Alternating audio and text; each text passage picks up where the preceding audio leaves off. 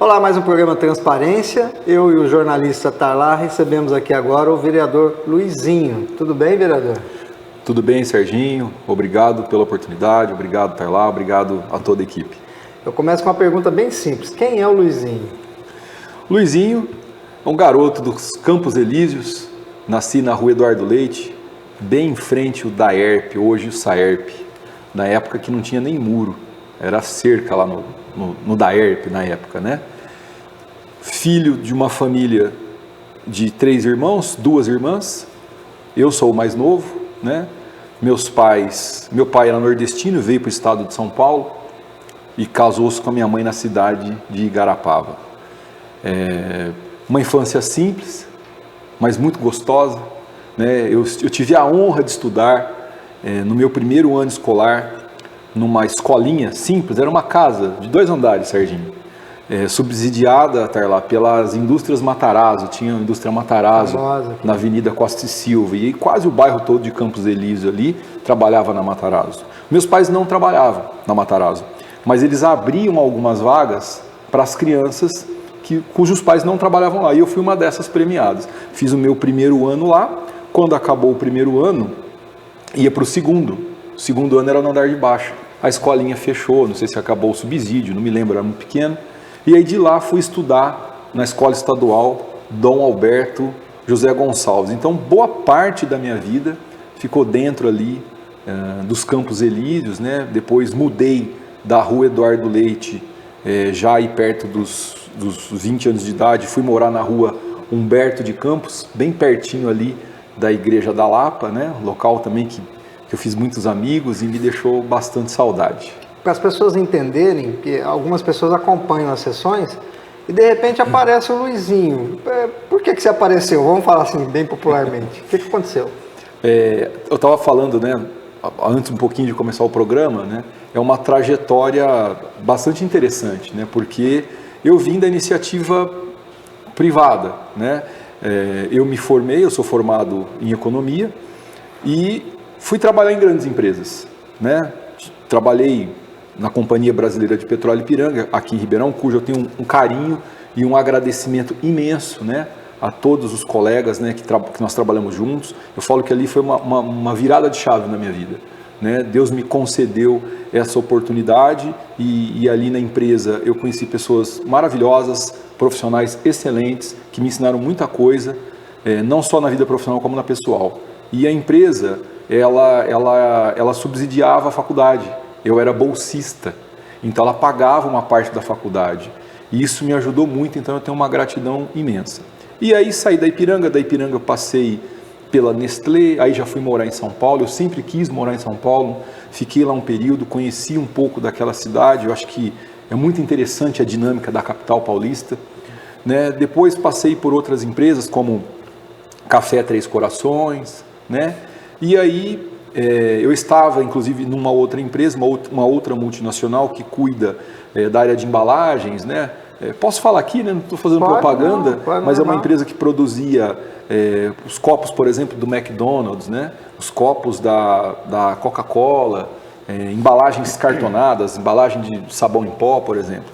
E aí, nesse caminhar, eu estando aqui em Ribeirão Preto um dia, surgiu essa oportunidade, né? Um amigo que é da área pública me convidou, né? Para que eu pudesse conversar com o governo que estaria assumindo, né? E aí na época o governo que estaria assumindo conversou comigo e disseram: olha, a gente queria trazer um técnico para cá, alguém com uma visão diferente da área pública. E aí foi aonde eu ingressei na área pública no ano de 2009. Eu ingressei como diretor administrativo no SASSOM, né? O Serviço de Assistência à Saúde dos Municipários de Ribeirão Preto, cuja categoria eu tenho um carinho imenso pelo servidor público, todos me receberam muito bem. Cumulativamente, eu fui cuidar também do Instituto de Previdência, né? E aí a coisa foi caminhando. E nesse caminhar, conversando com a minha família, conversando com os meus amigos, né? Eu ouvia muito isso. Poxa, por que você não se candidata, né? Por que você não tenta, né? Aí eu fiz uma pós-graduação em gestão pública, fiquei um pouco mais apaixonado pela gestão pública, e aí eu pensei, poxa, eu acho que talvez eu possa também ser útil para a minha cidade, somando esse conhecimento, né? Eu acho que isso vai agregar na disputa legislativa, né? Eu sei que eu tenho muito para aprender ainda no legislativo, estou engatinhando, né? Estou começando, mas eu falei, poxa, eu acho que isso pode somar. E aí foi quando eu saí, né? Uma campanha praticamente feita através da minha família, eu, minha esposa, né? Minha filhinha, de hoje 9 anos, e os meus amigos, né? Meus amigos, meus irmãos da igreja que eu frequento, me ajudaram demais, meu carinho, meu agradecimento a todos. E aí nós chegamos aos 1.598 votos e fui, então, o primeiro suplente do MDB, que é o partido que eu estou. Aí com o afastamento do vereador Maraca, é isso? Isso, aí o Maraca, o vereador Maraca, né, meu abraço a ele, né, faço questão de deixar, né, meu carinho pelo vereador. O Maraca tirou um afastamento, né, por 15 dias para tratar de assuntos particulares, e aí eu, como primeiro suplente, foi quem então assumiu a vaga, né, assumiu essa lacuna aí nesse período de 15 dias. Ok. Você falou da tua esposa, Luizinho.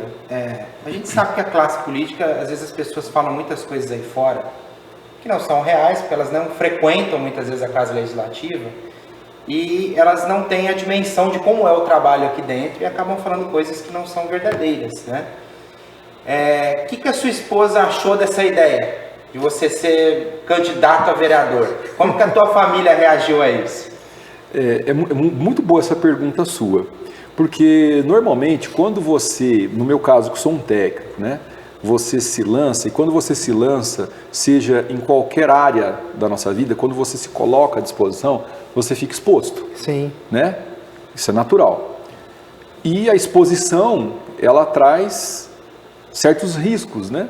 Ela te traz certos benefícios, né? Mas pode trazer malefícios, como, por exemplo, as pessoas sem te conhecerem te julgarem. Exato. Isso em qualquer área, qualquer tipo de trabalho.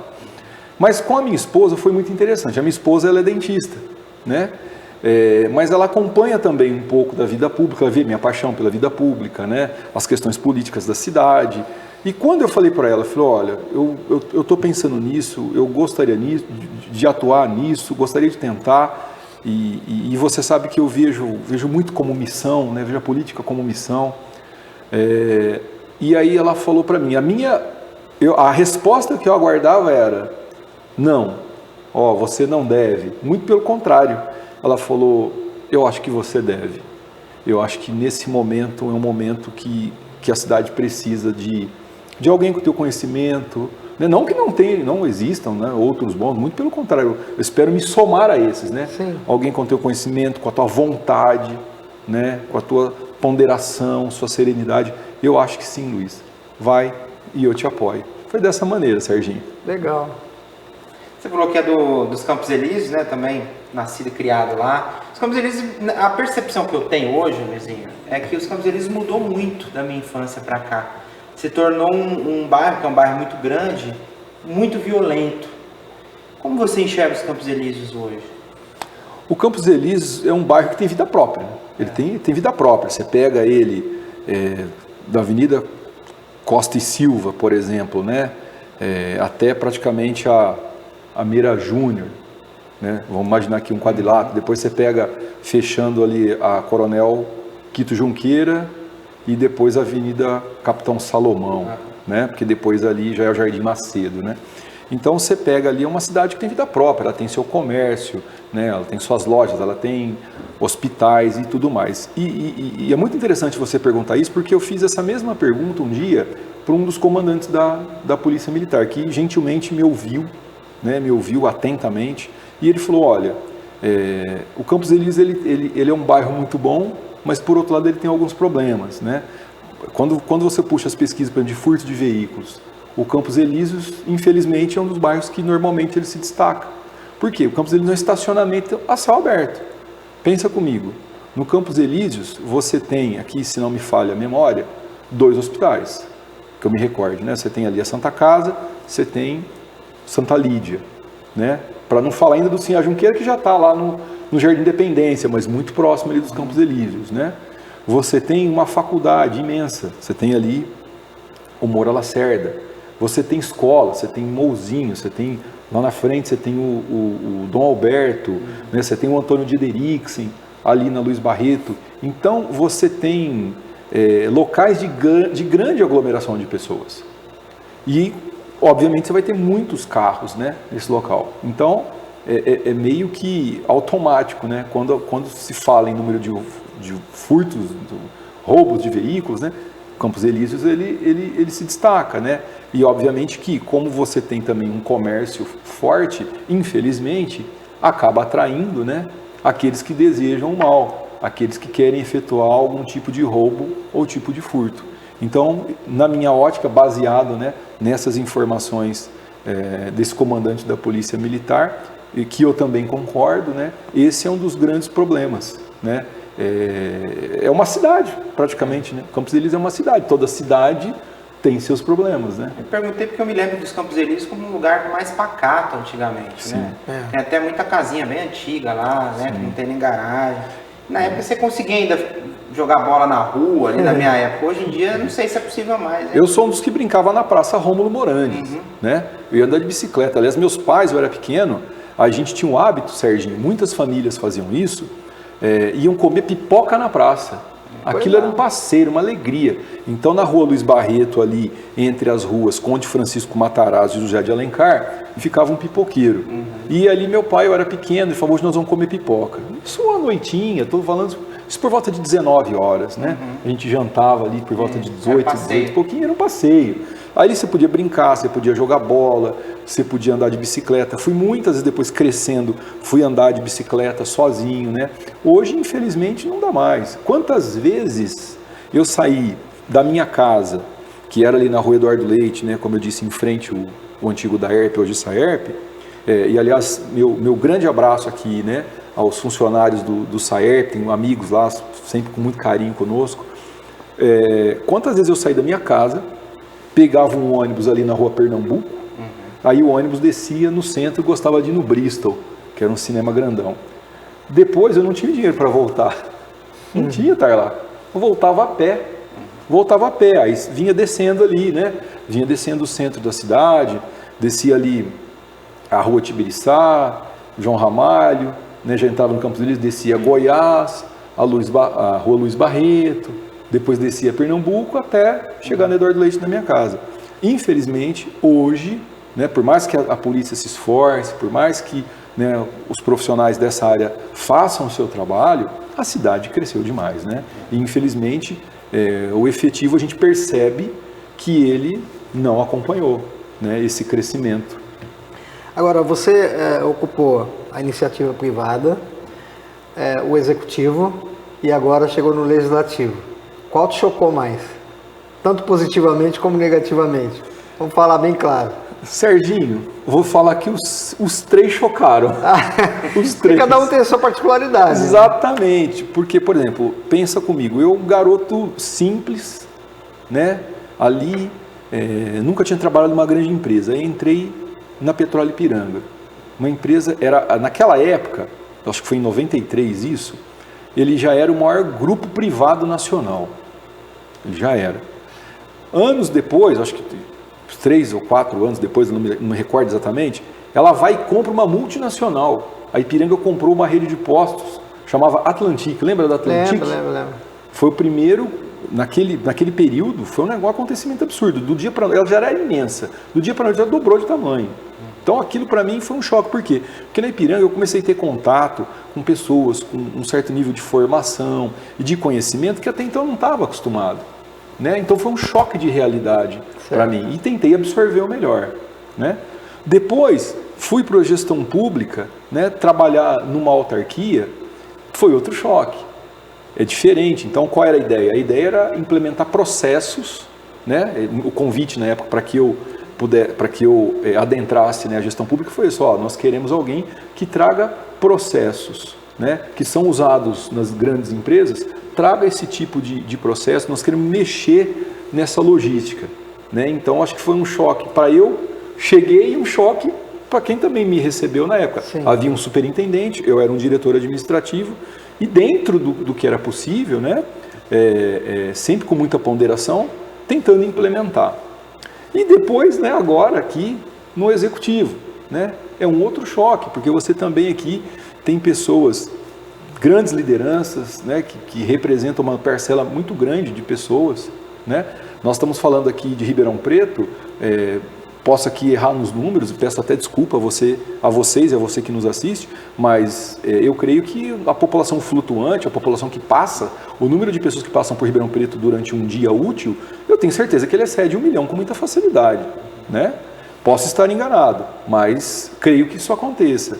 E aí você chega aqui e depara, né, nós somos em 22, né, vereadores, então além do Luizinho tem mais 21, que representa muitas vezes, né, uma parcela dessa população, que também, né, tem muito conhecimento, uns com mais conhecimento jurídico, outros com mais conhecimento de causa, né? Então para mim foi um outro choque, né, de pegar tudo aquilo que entrou, vamos falar, na minha bagagem até agora, né? E de que maneira eu posso ser útil colaborando com esses 21 vereadores, né? E ainda também trabalhando em favor da população. Então, por isso que eu disse, porque são realidades diferentes. Então, são 3 choques, mas posso te falar que são 3 bons choques. Os 3 foram bons, são bons. Legal. Dentro da sua trajetória também, Luizinho, a gente sabe que tem obras sociais. Conta um pouquinho pra gente. Eu gosto muito de gente, estar lá. Sou apaixonado por gente, eu gosto de tocar, eu gosto de pegar, de olhar no olho, sabe? De sentir abraçado, né? A pandemia para mim foi terrível, porque eu tinha que ficar distante das pessoas, né? Acho que para a maioria de nós que somos latinos, né? A gente tem muito isso na nossa veia. Então isso foi muito ruim. Graças a Deus isso passou, né?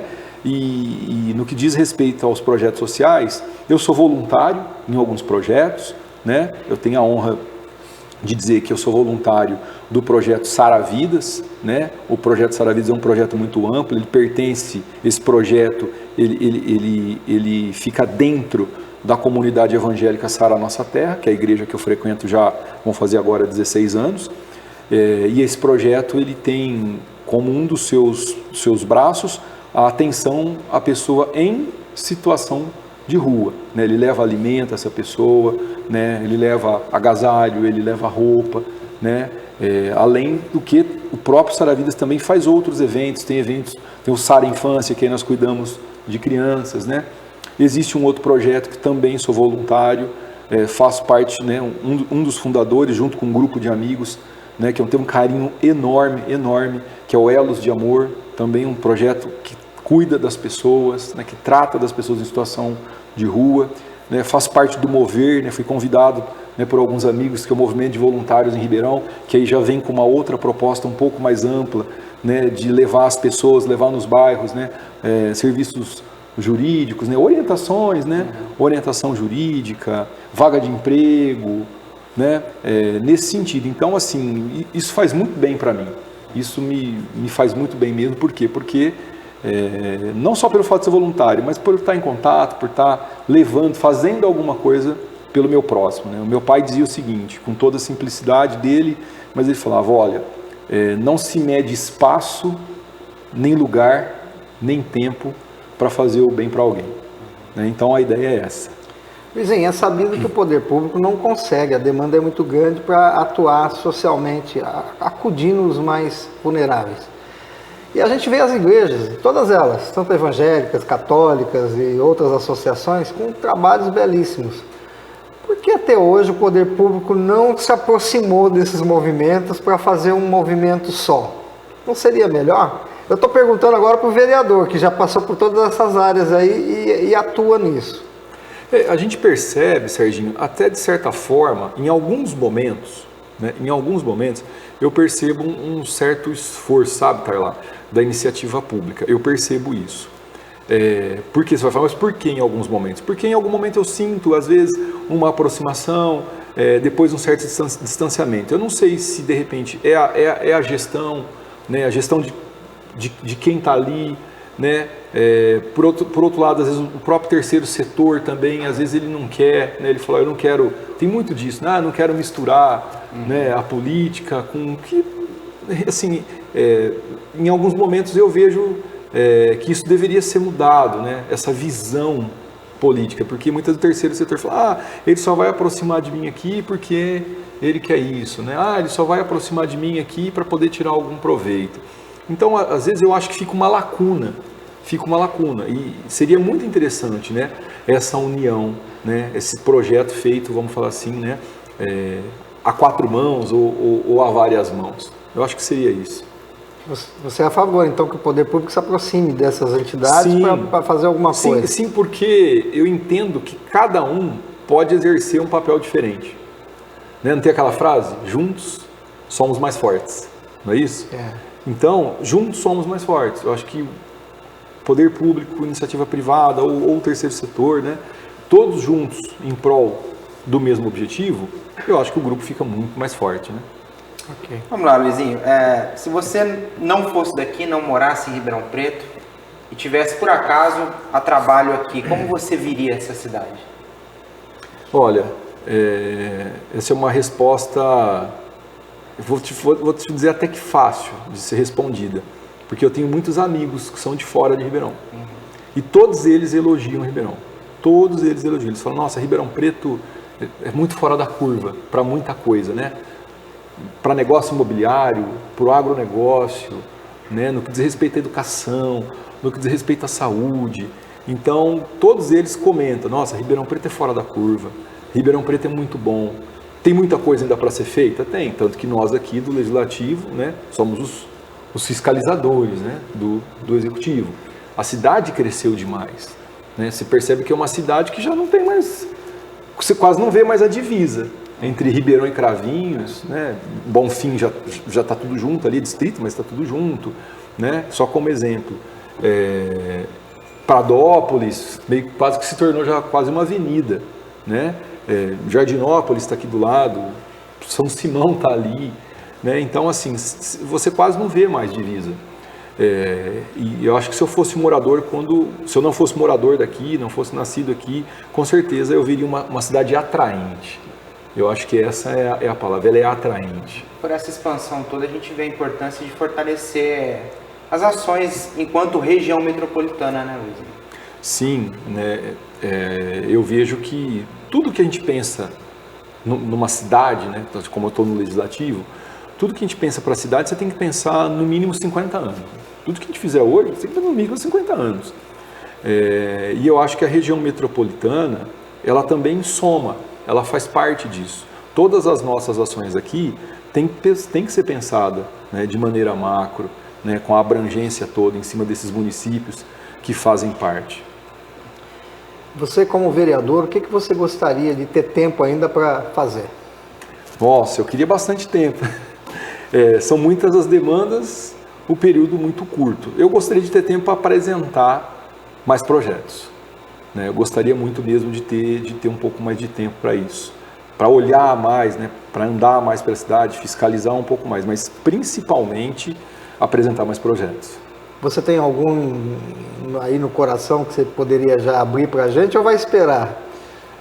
Nós colocamos, né, um projeto à disposição, vamos conversar hoje com a CCJ, que é um projeto voltado à causa animal, né? É uma causa que me chama bastante atenção. E tem um que está no forno, né? Não sei se vai dar tempo de apresentar, que aí é ligado à saúde, tá? Ele é ligado à saúde. Eu gostaria muito que tivesse tempo. Não sei ainda se vai dar tempo, mas se não for nessa, vai ser numa próxima. Se é para a cidade, né? Tá tudo certo. Temos alguns minutos aí, né? Deixar o Luizinho falar com... Agora você pode falar com o seu público. Quem votou em você, quem não votou, fique à vontade. O Serginho está lá, novamente obrigado pela oportunidade. E o meu agradecimento, né? Eu falei isso na posse, meu agradecimento a você, né? Que lá em 2020 acreditou nesse projeto, né? Acreditou. Eu entendo quando alguém te escolhe, é porque ele está acreditando. E eu falo o seguinte, olha, é muito difícil você convencer alguém, né? Às vezes você não consegue convencer a tua esposa. Se o seu filho é difícil. Agora, no meu caso, eu convenci, entendo assim, 1.598 pessoas, né? Para alguns pode ser um número pequeno, mas para o Luizinho, que não era um político, né? Isso é muito. Numa primeira tentativa, numa primeira eleição, são 1.598 pessoas, Serginho, que olharam, na urna, né? Sim. Olharam a foto, ele saiu da casa dele, ele pegou fila, ele, andou no sol e falou, não, eu acredito no Luizinho, eu vou colocar o dedo aqui. Então, Imagina uma fila com 1.598 pessoas. Isso, para o Luizinho, representa muito. Então, eu só tenho que te agradecer. Só tenho que te agradecer, né? Me cobre, né? Meu período termina agora, né? Terça-feira ele já está terminando, mas foi um período de muito aprendizado, de muita experiência, né? Quem me conhece sabe que eu estou sempre à disposição. Então, fica aqui meu muito, mas muito obrigado por essa oportunidade de também fazer parte desse grupo que se preocupa e cuida de Ribeirão Preto. Tá lá, o Luizinho disse que a filha dele, quantos anos tem? 9. 9 anos, às vezes fala assim, Luizinho. Então vamos fazer, como ela chama? Isadora. Vamos fazer aqui um desafio para Isadora, depois colocar nas nossas redes sociais aí se ela aprovou o Luizinho. Espero que sim, né? Porque ela vai ouvir, ela vai falar assim, pai, você devia ter falado isso, devia ter falado aquilo. Né? Ela é bem assim, pelo jeito que você falou, né? Ela é muito espontânea. A Isadora é muito espontânea. A gente incentiva, claro, a decisão no futuro é dela. Mas eu incentivo ela muito. Falo, olha, né, por que não escolher a profissão de médico? Né? Eu falo isso para ela, né? Porque ela também tem muito essa veia, né? A gente ensina de cuidar das pessoas, de fazer o bem para o próximo. Ela fala assim, olha papai, eu gostaria de cuidar de criança e de velhinhos, né? Ela fala muito isso. Então eu estimulo. A mãe é dentista, mas a decisão vai ser dela. Mas ela é de uma espontaneidade, né? De repente, quem sabe o pai, né? Se torna e de repente tem a oportunidade de uma eleição no futuro e dependendo do caminhar, às vezes a filha acaba vindo junto também, né? Sabe, nessa né? trajetória política, né? Luizinho, muito obrigado pela entrevista. Espero que você venha aqui mais vezes, né? De um jeito ou de outro, você com certeza vai ser candidato, né? E a gente espera que você venha como convidado ou como vereador, mas foi muito bom te conhecer, viu? Serginho, obrigado, espero voltar sim, foi um prazer enorme estar aqui, minha gratidão aí pelo convite, viu? Tá lá, muito obrigado. Eu que agradeço. Obrigado, Tarlá, muito obrigado. E você que ficou com a gente até agora, continue com a nossa programação. Tchau, tchau.